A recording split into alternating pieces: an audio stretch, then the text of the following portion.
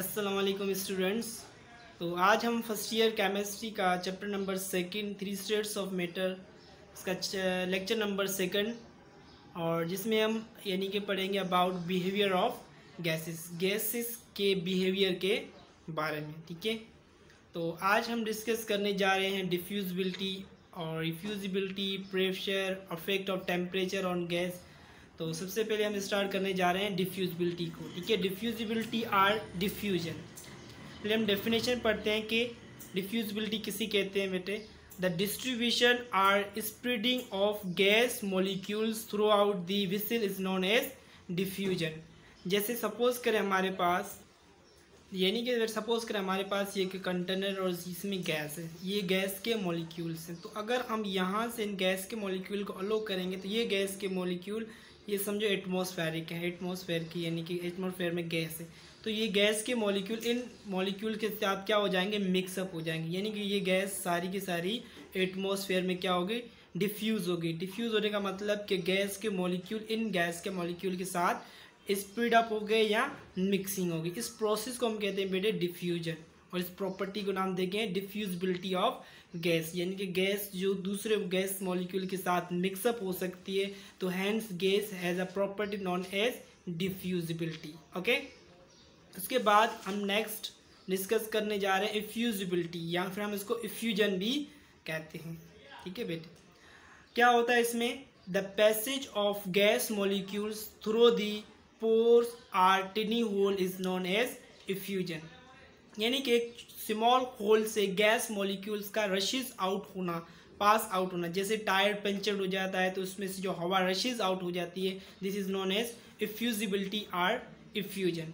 या सपोज करें हमारे पास ये गैस कंटेनर है, यहाँ से ये इस तरीके से फिक्स्ड है और यहाँ से टिनी पोर में से स्मॉल होल में से अगर हम गैस को रशेज आउट करवाएं तो इस प्रॉपर्टी को हम कहेंगे इफ्यूजिबिलिटी आर इफ्यूजन। ओके, इसके बाद नेक्स्ट जो है हमारा वो है कंप्रेसिबिलिटी आर कंप्रेशन। बेटे लास्ट जो हमारा प्रीवियस लेक्चर था उसमें हमने ये क्लियर बताया था आपको कि गैसेस के अंदर कंप्रेसिबिलिटी ज़्यादा होती है, गैसेस ज़्यादा कंप्रेस हो सकती है। क्यों? क्योंकि गैसेस के मॉलिक्यूल वाइडली सेपरेटेड होते हैं। अब कंप्रेसिबिलिटी या कंप्रेशन होती क्या है, तो पहले डेफिनेशन सीखते हैं बेटे। The process of increasing the pressure on gas molecule to bring them closer each other reducing the volume of gas is called compression। यानी कि गैस मॉलिक्यूल्स के ऊपर प्रेशर इंक्रीज करें तो क्या होगा कि गैस के जो मॉलिक्यूल्स है वो क्लोज हो जाएंगे। सपोज करें ये गैस के मॉलिक्यूल है, यहाँ से हमने प्रेशर इंक्रीज किया तो ये गैस के मॉलिक्यूल क्या हो जाएंगे, एक दूसरे से इस तरीके से क्लोज हो जाएंगे, और जिसकी वजह से गैस का जो वॉल्यूम है वो क्या हो जाएगा बेटे, वॉल्यूम डिक्रीज हो जाएगा। तो इसे हम कहते हैं कि now gas is a compressed, और ये जो प्रॉपर्टी होती है गैस के अंदर उसको कहते हैं कंप्रेसिबिलिटी। ओके, इसके बाद ठीक है, नेक्स्ट है हमारे पास एक्सपेंसिबिलिटी आर एक्सपेंशन। अब इसमें क्या होता है, the process of decreasing pressure on the gas molecules and allowing them to go away from each other resulting in an increase in a volume of gas is called expansion। expansion का मतलब है कि gas का volume increase होना। जब हम suppose करें कोई भी गैस कंटेनर है हमारे पास इस तरीके से, ठीक है, और यहाँ से हमने इसको प्रेशराइज किया है तो यानी कि इसका वॉल्यूम ही। अगर हम यहाँ से इस गैस के ऊपर से प्रेशर को डिक्रीज करेंगे तो ये गैस के मॉलिक्यूल क्या होंगे, एक दूसरे से वाइडली सेपरेटेड होंगे, दूर दूर मूव करेंगे, अवे फ्रॉम ईच अदर। ठीक है, किस वजह से, when we decreasing the pressure on gas, और रिजल्ट में क्या होगा, रिजल्ट में ये होगा कि result increase in the volume of gas, gas का जो वॉल्यूम है वो क्या हो जाएगा बेटे, इंक्रीज हो जाएगा। और इस प्रॉपर्टीज को कहते हैं एक्सपेंसिबिलिटी, यानी कि नाउ गैस इज एक्सपेंड हो गई है। ओके बेटे, तो नेक्स्ट है हमारे पास इफेक्ट ऑफ टेम्परेचर, कि गैस के ऊपर टेम्परेचर का क्या इफेक्ट होता है। The volume of gas increase with increase in temperature.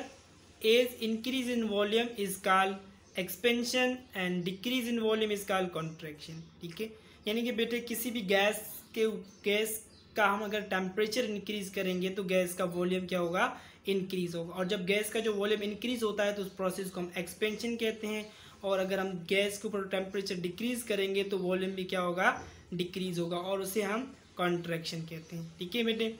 और all gases expand on heating, जो भी गैसेस हैं हम उसको हीट करेंगे तो वो क्या होंगी, एक्सपेंड होगी। किस तरीके से बेटे एक्सपेंड होगी, थोड़ा सा हम एग्जांपल देते हैं। यहाँ पे सपोज करें ये कोई हमारे पास कंटेनर है और इसमें ये गैस के मॉलिक्यूल्स है। सपोज करें यहाँ से अगर हम इसको डेल्टा एच हीट देते हैं, हीट देने से क्या होगा कि ये मॉलिक्यूल्स की काइनेटिक एनर्जी बढ़ेगी, और ये मॉलिक्यूल जैसे काइनेटिक एनर्जी बढ़ेगी तो यहाँ पे ये इस तरीके से मूव करेंगे और ये एक्सपेंड हो जाएंगे। देखें हीट की हमने तो मॉलिक्यूल्स क्या हो गए बेटे, एक्सपेंड हो गए, जिसके नतीजे में क्या हो जाएगा, वॉल्यूम इंक्रीज हो जाएगा। यानी कि by giving heat to a gas molecule the volume of gas will increase and that property are known as expansion. और अगर हम टेम्परेचर हीट डिक्रीज करें तो वॉल्यूम डिक्रीज हो जाएगा, उसको कहते हैं कॉन्ट्रैक्शन। और all gases expand on heating and contract on cooling, cooling करने से गैस कॉन्ट्रैक्ट हो जाती है। ठीक है, यानी कि वॉल्यूम उसका डिक्रीज हो जाता है। ठीक है बेटे। तो नेक्स्ट है हमारे पास प्रेशर के, व्हाट इज प्रेशर क्या है। अगर हम डेफिनेशन देखें प्रेशर की तो कहते हैं कि द फोर्स एक्टिंग पर unit area on a body is called pressure. यानी कि किसी भी यूनिट एरिया पे जो फोर्स एक्सर्ट कर रही है that is known as pressure. और ये यहाँ पे प्रेशर का फार्मूला है, force per unit area. Pressure may be measured in PSI, pressure को मेरे PSI में भी मेजर करते हैं। PSI का मतलब पाउंड्स पर स्क्वायर इंच, और ये उसको सिम्बलाइज में लिखते हैं पाउंड पर स्क्वायर इंच। ठीक है बेटे। और SI यूनिट क्या है प्रेशर का बेटे, SI यूनिट है प्रेशर का न्यूटन पर मीटर स्क्वायर, या फिर हम इसको ऐसे भी लिख सकते हैं kilogram metre per metre square and second square, और ये बराबर होता है किलोग्राम पर मीटर एंड सेकेंड स्क्वायर। ये किस तरीके से बेटे यूनिट ड्राइव होते हैं बेटे, यूनिट जो है हमेशा फार्मूले में से ड्राइव होते हैं। देखिए फार्मूला क्या है प्रेशर का, pressure is equal to force upon area. ठीक है। अगर SI यूनिट की बात करें हम, फोर्स का यूनिट क्या होता है बेटे, फोर्स का होता है न्यूटन, और एरिया का मीटर स्क्वायर। ठीक है। तो न्यूटन पर मीटर स्क्वायर भी प्रेशर का क्या है, SI यूनिट। ठीक है बेटे। उसके बाद कि नॉर्मल अगर हम बात करें, normal atmospheric pressure at sea level वो कितना होता है बेटे, नॉर्मल एटमॉस्फेरिक प्रेशर की बात करें 273 केल्विन और 0 centigrade is expressed in several ways. 14.7 PSI भी कहते हैं, और ये बराबर होता है 760 मिली mm ऑफ मर्क्यूरी, और ये बराबर होता है 760 टॉर के, और ये 760 टॉर 1 ATM के बराबर होता है। ठीक है बेटे। ये यानी कि प्रेशर के डिफरेंट यानी कि यूनिट में हम इसको क्या कर सकते हैं, एक्सप्रेस कर सकते हैं। कहने का मकसद ये कि अगर हम सी लेवल की बात करें तो एटमॉस्फेरिक प्रेशर कितना होता है, तो आप कह सकते हैं कि 1 ATM। ठीक है। ATM में अगर लें तो 1 ATM, और ये 760 टॉर के बराबर होता है, 760 टॉर। ठीक है बेटे।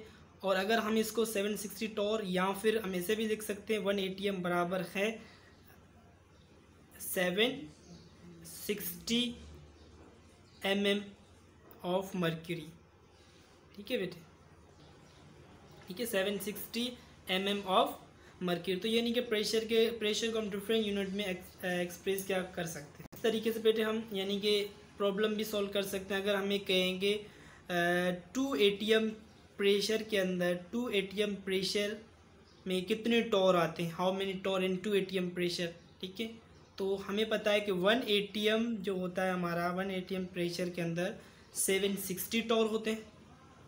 तो कितने हमें ATM गिवन है 2 है, तो आप सिंपली क्या करेंगे कि torr is equal to 2 multiply by 760 करेंगे, तो हमें यानी कि क्या मिल जाएगा बेटे, तो कितने टॉर आ जाएंगे हमारे पास 1520 टॉर इन 2 ATM। इसी तरीके से हमारे पास एक प्रॉब्लम गिवन है कि what is pressure in torr of 3.5 ATM। हमारे पास कितने ATM गिवन है 3.5 ATM। तो हम सिंपली किस तरीके से इस प्रॉब्लम को सॉल्व करेंगे कि हमें पता है कि 1 ATM के अंदर प्रेशर जो होता है वो 760 टॉर है। ठीक है। तो सिंपली आपको क्या कर देना है, 3.5 को मल्टीप्लाई कर देना है 760 टॉर से, तो हमारा जो है कि वो ठीक है बेटे, तो हमारा आंसर आ जाएगा 2060 टॉर। बेटे अब हमारे पास जो नेक्स्ट प्रॉब्लम है, how many atmosphere corresponds to 950 torr. ठीक है, 950 टोर गिवन है और इस 950 टोर में कितने एटीएम आते हैं, तो हम क्या करेंगे सिंपली बेटे 950 को डिवाइड कर देंगे 760 से, 760 से, तो जो हमारा आंसर आएगा 1.25 एटीएम। ठीक है, अगर एटीएम हमसे पूछ रहे हैं तो जो भी वैल्यू गिवन है हमें 760 से डिवाइड करनी है, और अगर टोर पूछ रहे हैं तो हमें 760 से जो भी एटीएम गिवन है वो मल्टीप्लाई करने होंगे, तो हमारा यानी कि आंसर आ जाएगा। ओके, तो लास्ट में बेटे बहुत इंपॉर्टेंट एमसीक्यूज जो कि आपने लेक्चर में से ही आपको ये नहीं पता चल जाएगा कि इसके आंसर क्या हैं। तो फर्स्ट है हमारे पास बेटे normal atmospheric pressure is equal to, अभी भी मैंने आपको बताया कि नॉर्मल एटमॉस्फेरिक प्रेशर कितना होता है, 14.7 PSI, 760 टोर या 1,30,025 न्यूटन पर मीटर स्क्वायर, या फिर 76 सेंटीमीटर Hg यानी कि मर्करी, आर 760 mm Hg या आर, तो इसका राइट आंसर है बेटे ऑल। ठीक है, उसके बाद what is the pressure in the torr of 3.5 ATM, 3.5 ATM में कितने टोर आएंगे, तो हमें क्या करना है 3.5 को मल्टीप्लाई करना है 760 से, तो जो आंसर है हमारा दैट इज सी। ठीक है बेटे, उसके बाद नेक्स्ट एमसीक्यू है जो हमारे पास, how many atmospheric correspond to 950 torr, 950 torr में कितने एटीएम आ रहे हैं, तो हमें क्या करना है बेटे 950 को डिवाइड कर लेंगे जब हम 760 से, तो हमारा जो आंसर आता है that is C option 1.25 ATM. Okay बेटे, आज के लेक्चर के लिए इतना ही, और आज हमने यानी कि गैसेस की बिहेवियर को डिस्कस किया, जिसमें हमने यानी कि डिफ्यूजिबिलिटी क्या थी और रिफ्यूजिबिलिटी, कंप्रेसिबिलिटी और गैस पे प्रेशर और टेम्परेचर का क्या इफेक्ट है ये डिस्कस किया। तो नेक्स्ट जो लेक्चर होगा वो हमारा गैसेस लॉ के बारे में होगा, बॉयस लॉ, चॉर्स लॉ के बारे में। तो टेक केयर बेटे, आई लव यू। तो लाइक और सब्सक्राइब करिएगा। थैंक यू, अल्लाह हाफिज़।